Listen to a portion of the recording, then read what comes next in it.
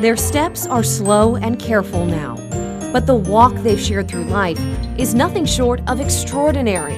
Their love story began as children in Salem, Georgia. West of Douglas, Georgia, Coffee County. Their families were friends, and Sib and Ruth Harper fell in love. But before they could get married, Sib enlisted in the Army to fight in World War II. I landed in Le Havre, France, right on down into Germany. When he came home from the war, his love was waiting for him. Their daughter, Renee Dorminey, knows the story well. When he came back, he got a job with the railroad, and at that point in time, they decided they wanted to get married, so they eloped. They went to a neighboring county and were married by a judge for just $5. And that's where we started our honeymoon. Then they came to Jacksonville, and with their love firmly planted, it blossomed over the decades, even working side by side at Sib and Ruth's beauty salon. When you work together, you try to prosper a little bit, you know. And I guess we did prosper a little bit. And prosper they did. They had 2 daughters, Renee and Sybil, grandchildren, and even great-grandchildren now. A family that has been inspired by their love for decades.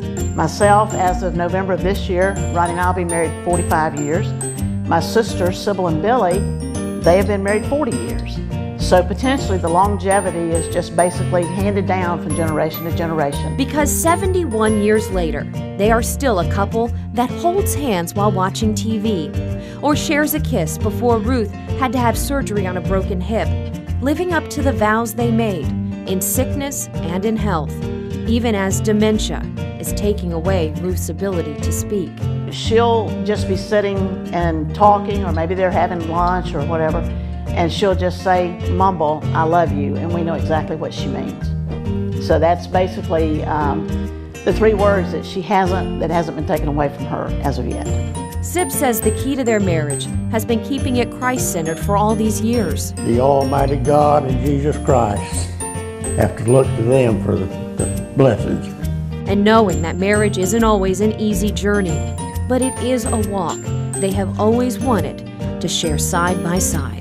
We never did fight or anything. I still love her. She loves me.